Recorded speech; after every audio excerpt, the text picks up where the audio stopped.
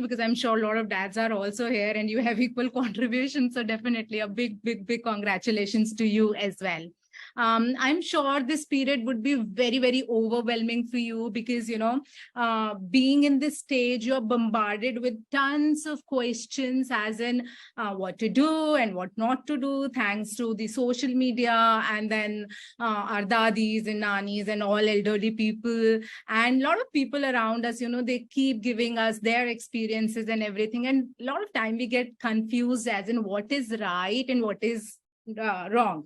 So here I am, dietitian Ramita, to bust all the myths, to give you certain facts and figures, which will really help you to sail through this journey very smoothly.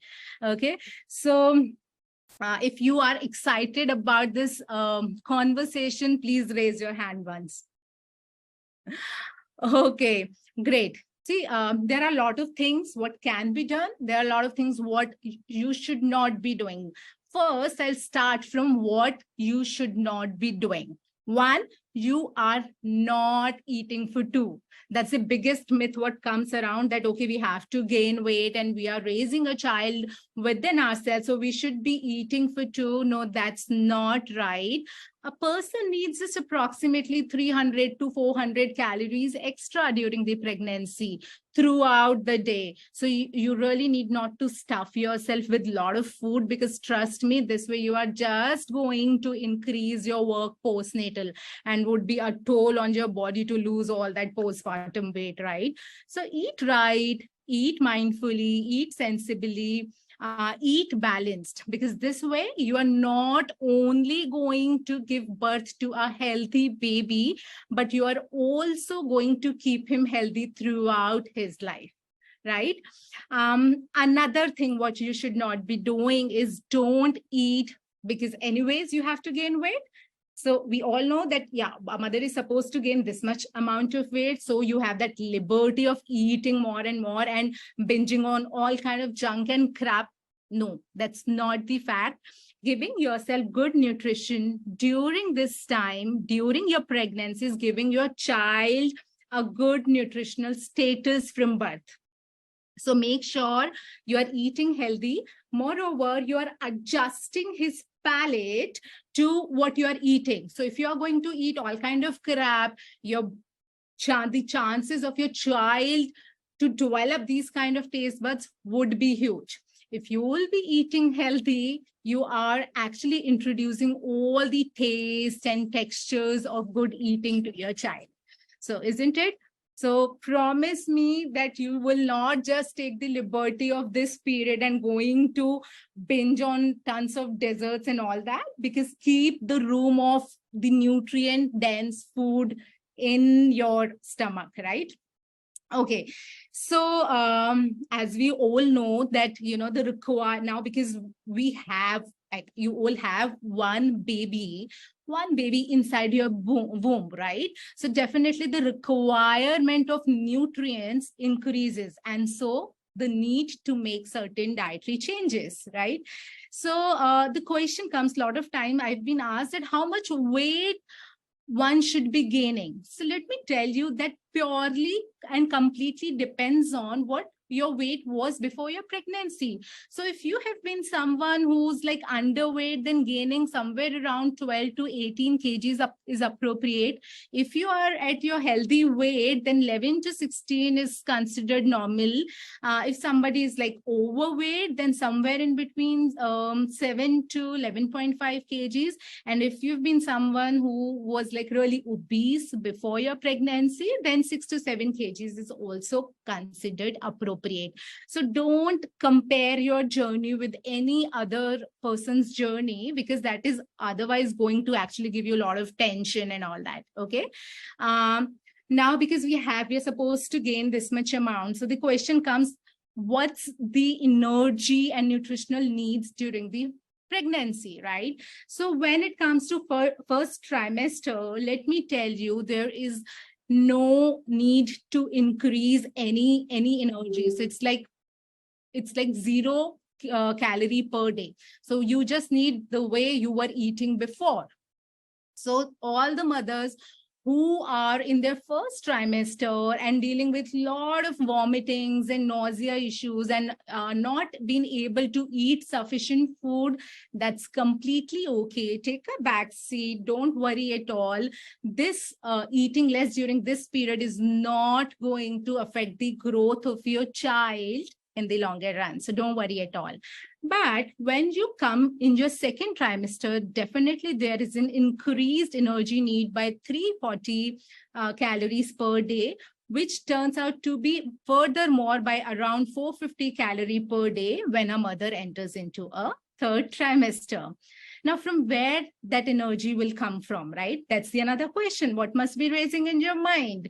So definitely, if you choose a nutrient-dense selection, if you have, you will automatically be reaping out all the nutrients from your plate.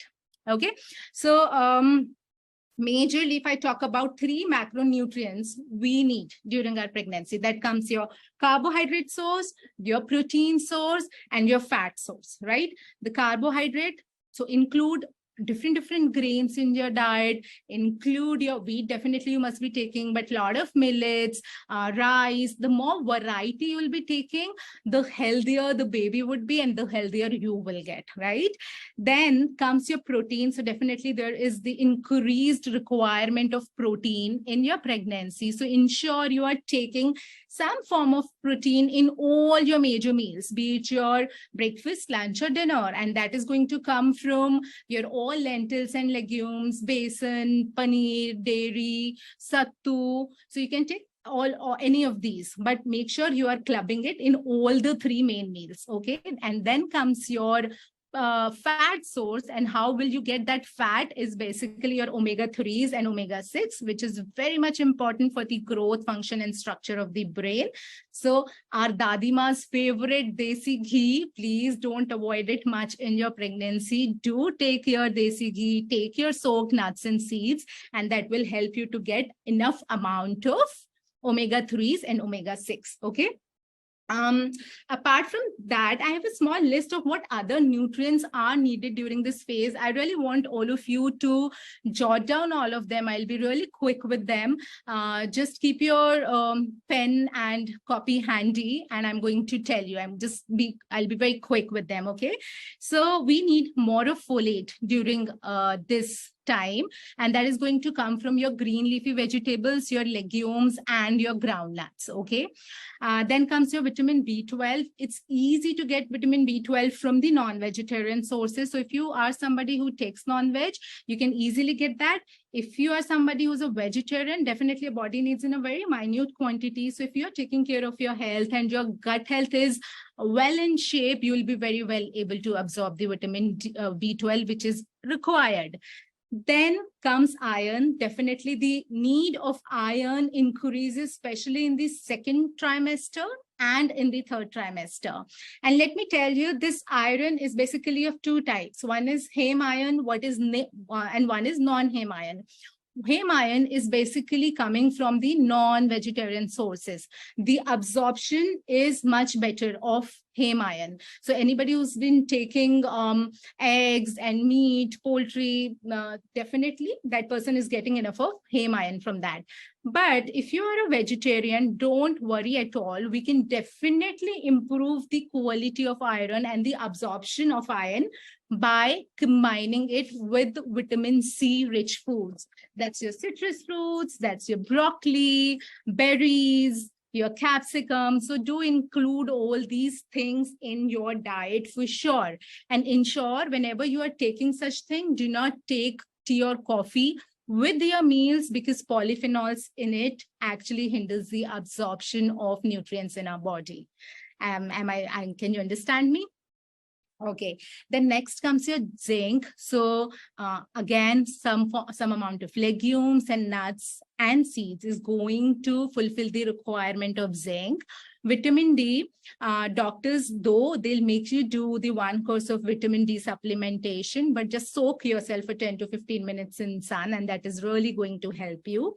Vitamin C, that I've already talked about, and it is very, very helpful to make collagen, collagen protein, which is going to structure your bones, your child's bones, skin, tendons. So definitely increase, like take more of vitamin C sources, okay? Then comes your calcium, which is again going to help your baby to develop teeth and bones. So the sources would be, take more of dairy during this time, take sesame seeds, makhana, green leafy vegetables. So these will fulfill the source. And last but not the least is your vitamin E, which you will be getting through oil, nuts, and seeds. Okay. Now the question must be raising in your mind that, okay, dietitian Ramita has told us कि ये सारी चीजें खानी है, but in what amount? That nobody knows, right? So let's discuss about that as well. So again, how do you know that how much you will be needing? So if you're taking dairy, that should be approximately 3 to 4 servings per day. And what does one serving means? 1 bowl curd is equivalent to 1 serving, or maybe 1 cup milk, or maybe 1 slice of cheese. Okay. When it comes to grains, that has to be 8 ounces per day. 1 ounce is basically 1 slice bread, or 1 small chapati, or half a bowl rice, or any of the millet. Protein is again 6 to 8 ounces per day, which is coming from maybe 1 ounce is like 1 egg, or like half a bowl dal, or half a cup nuts, or 2 teaspoons of peanut butter. That's like individually 1 ounce. Okay. So these are the basic division of how much dairy and grains and proteins you need. Apart from that comes from at least 3 to 4 servings of vegetables you need in a day. That counts to be the combination of raw plus cooked. Okay. And if I talk about fruits, again, 3 to 4 servings. So 3 to 4 different fruits you should be eating in a day for your healthy pregnancy. Okay. There are certain superfoods which you should be including in your pregnancy, and that is really, really going to help you and your baby in the proper growth and development. Okay. So one, garlic. We Indians otherwise also use a lot of garlic in our meal preparations. Plus, that has an added advantage that is going to reduce the chances of preterm labor. Plus, it will help you to, it will give you protection against genital infection. So do include garlic in your tadkas, in your khichiris and all that. Then, as I said, our dadimas and nanimas favorite is desi ghee. So don't fear taking desi ghee. It's really, really good for your digestive health. It is going to strengthen your immunity. So you will catch less of infections during this time. And one thing I swear by is achar, especially the homemade achar. Take a piece of achar, at least, you know, either with the breakfast or with the lunch. And again, that's something which is good for your digestion system and will actually act as a probiotic. Okay. Then comes your curd, again, a source of probiotic. So it is going to help you with the constipation issues, which I'm sure most of you have been going through. So constipation is like very, very, very common in pregnancy. Do include turmeric. Again, we Indians use a lot of turmeric in our meal preparation. So it really helps. It is very, very helpful to protect your heart, and it acts as an antidepressant. For the proper absorption of turmeric, adding a pinch of black pepper really, really helps. Okay. Then comes your Hing. Hing is basically very, very helpful to reduce down bloating. I'm seeing a lot of questions coming, like popping up. Definitely no garlic. If you're taking in moderation, maybe one clove is not going to hamper or it's not going to produce more of heat. So don't worry at all. Okay. So yeah, where was I? Was at hing. So people who have a lot of nausea issues and bloating and, have a poor appetite, adding hing really, really helps.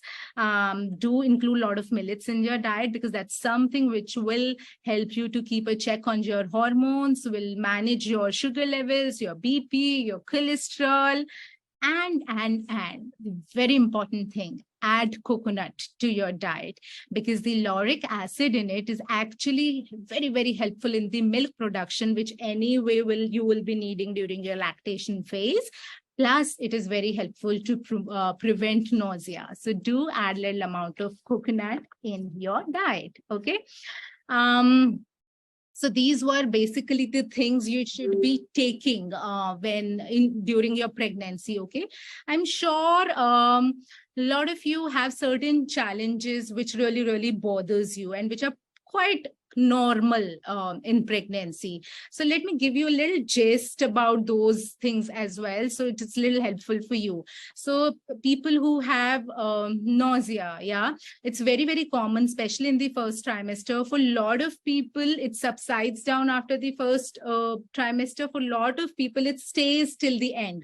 It's completely normal. It is not going to affect you or your baby in any ways. Few tips and tricks which can really help you with the nausea issues is one, when you're getting up in the morning, just arise slowly. Don't be like very spontaneous. Okay. Then anything which has very strong odor or smell, avoid such foods. Okay. Then eat small frequent meals, because the moment you're going to have a bigger meal, you will develop nausea automatically. So binge on small, frequent meals. Okay. And whenever you're feeling nausea, just binge on something or chew on some amla candy or ginger candy. That will keep nausea at bay. Okay. Then another issue what comes through to me is constipation, right? So if you have constipation issues, then eat more of foods which are high in fiber. Okay. Take more of fruits, take more of vegetables, include more of whole grains in diet. And also exercise regularly. So maybe some walk or deep breathing or mild, like moderate level exercises will help you to keep you away from constipation. Drink lots and lots of liquid. Keep yourself hydrated enough, at least close to 3 liters. Just try. And especially this is the summertime going on. So definitely you need to keep a check on your hydration levels. Then avoid taking a lot of laxatives, because then you get the dependency on them. If there is a need, you can definitely rely on some natural laxatives like fennel seeds and all that. That really is very, very helpful to keep constipation at bay. And one of the most common thing what I come across is the heartburn, because now the space is very, very less in the stomach and baby is growing with time. So we get a lot of time, a lot of heartburn and all that. So for that, again, just try and eat slowly. Chew properly your food.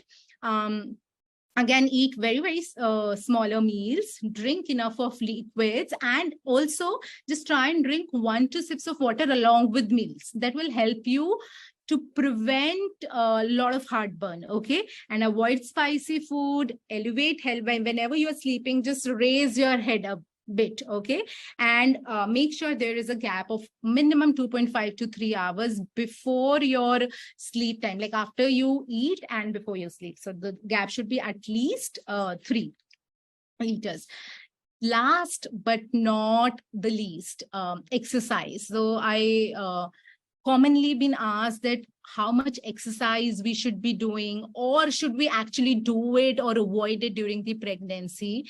So darlings, let me tell you, exercise really, really help during pregnancy, but ensure to speak to your doctor once, because sometimes there are some medical issues in which you cannot do exercise. So just speak to your doctor once, and you should be exercising. It can be a moderate level exercise. It can be something as basic as deep breathing or your walk It will really, really help you to improve the circulation in body, will keep your energy levels up, will help you to have a good night's sleep, and will give you a good posture. And people who have like backache issues due to increase in weight, that will also be resolved. So just speak to your doctor once, and people who have been doing exercises since like before their pregnancy can very much comfortably do it. People who did not have any habit of doing any exercise, start slow. Okay, so I guess I have given you enough of information about food and the nutrition and exercise, and I'm sure this is going to really, really help you. In case if there are certain queries which are still bothering you, definitely you can, I'm attaching my contact details, so you can reach out to me or to Shalu, anybody. And thank you for this opportunity to have me here. It was lovely, lovely being here. Thank you. Bye-bye. Thank you so much, Dr. Ramita. It was really informative. And I see a lot of people raising their hands and a lot of questions coming in. But guys, sorry, we have to keep the timelines also in mind, because we have a lot of sessions planned for you today. And we don't want you to miss out on the later sessions. And that is why we are sticking to the timelines. As Dr. Ramita said, we'll be sharing her contact details, her Instagram handles and everything with you. If you have, I see a lot of one-on-one queries about, say, mangoes and fenugreeks and sesame seeds. So if you have any personal queries wherein, you know, what you personally should be eating according to your health, you can get in touch with her. You can book a consultation with her, and we can take it ahead from there. Yeah, just one last thing I would want to say. I'm so sorry to take another minute. Yeah, I saw those questions. So basically, if you are medically healthy, so there's no problems taking either the seeds or the mangoes. Just moderation in the key is the key. But definitely there are certain things which varies according to the health and, you know, medical history and all that. So definitely for that, the personal attention would be required. But there are all myths that you cannot have mangoes or you cannot really have hot potency foods, as this is the summers going on. So definitely taking little amount of cool potency foods, or maybe just taking a little bit of sabza seeds or buttermilk. So these keeps the body, or bhel ka sharbat and all that. So this is really going to help to keep body stay cool and all that. So enjoy your mangoes, just soak them for a few hours to actually eliminate out its hot potency, but enjoy your mangoes this season. Don't worry at all. I'll take a leave now. Thank you so much, Dr. Ramita.